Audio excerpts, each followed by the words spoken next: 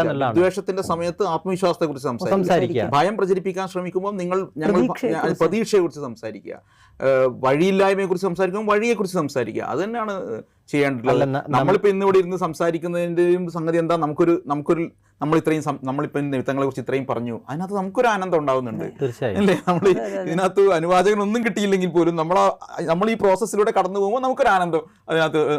നമ്മൾ ഇന്ത്യൻ സാഹചര്യത്തിൽ കൂടി ഇത് പരിശോധിക്കേണ്ടതുണ്ട്. നമ്മുടെ രാജ്യത്ത് പലതരം പ്രശ്നങ്ങൾ ഉണ്ടാകുമ്പോൾ ആകെ തീർന്നു, ഇനി മുസ്ലിങ്ങൾക്ക് മുന്നോട്ടൊരു പോക്കില്ല എന്ന് ആളുകൾ നിരാശപ്പെടുന്ന ഒരു കാലം കൂടിയാണ്.